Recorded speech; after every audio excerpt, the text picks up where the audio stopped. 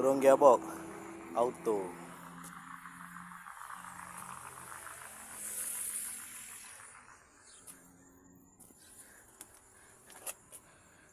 Dah siap lah. Nanti nak betulkan. Belum beli barang dia.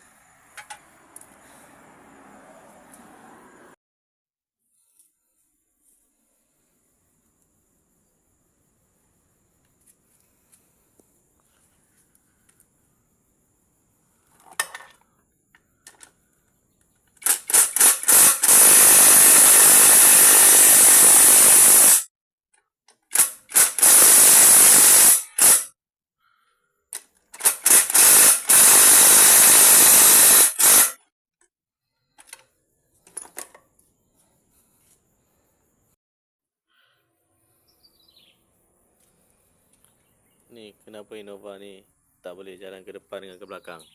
Sebab apa ni? Dah tipis. Tengok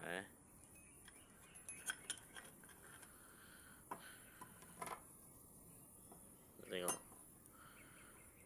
Tengok tipis. Mana ada mata lagi? Dah tak ada gigi. Jadi ni kena tukar dengan dalam dia. Okay, ni dia punya filter.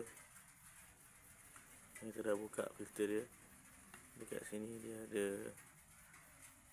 apa tu, macam kerak besi tau. Dia dah sumbat. Dia filter minyak auto punya. Ada dua. Ni boleh pakai lagi, cuci. Ni cover dia.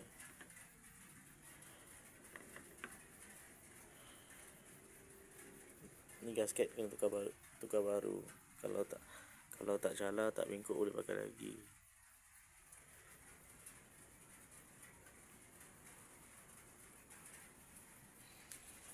Ni skrunya susun ikut baris dia. Ni sekali.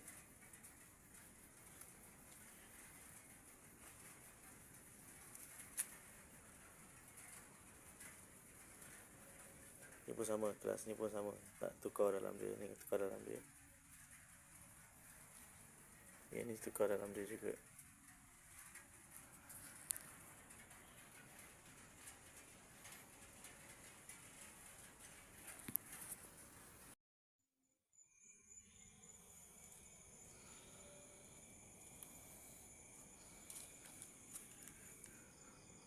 Okey, ni yang dalam gearbox auto tu. Ni untuk laluan minyak. Dekat sini dia ada bola tau. Ni bola dia tu. Ni sini ada banyak lah. Kat sini ada tu. Ni bola, jangan sampai lupa pasang balik lah. Nak kena ingat balik ni. Sebelum tu nak kena ambil gambar. Ni ada satu bar sini. Ni pun ada bar. Ni bar.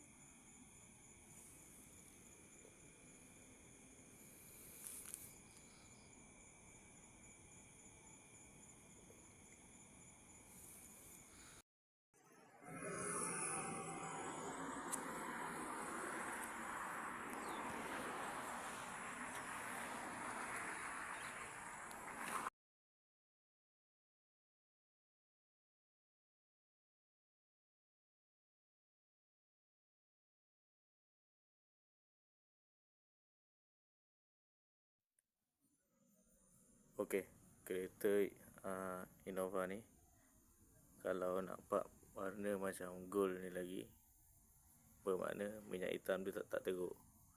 Okey lagi dah, dia tak terbakar. Kalau terbakar dia gelap macam apa tu, buntut kuali lah. Satu lagi ni part yang paling penting, kalau nak buka apa ni, timing ni nak kena jaga tau. Marking timing nak kena jaga. Yang ni nampak tak ada bulat kecil tu, mesti nak yang sama warna oren ni. Yang ada colour lah sini cerita. Satu lagi kat sini, nampak tak ada line tu, mesti nak tepat dengan ni yang ada colour.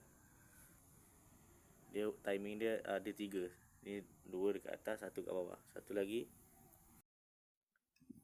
kat sini. yang ni marking ni pastikan dekat kosong ni, dekat line ni baru tegak sama, tegak ke sana.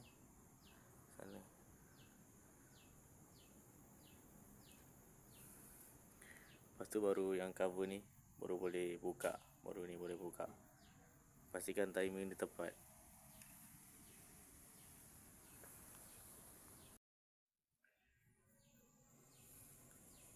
Hari ni cuti, jadi overhaul enjin, siapkan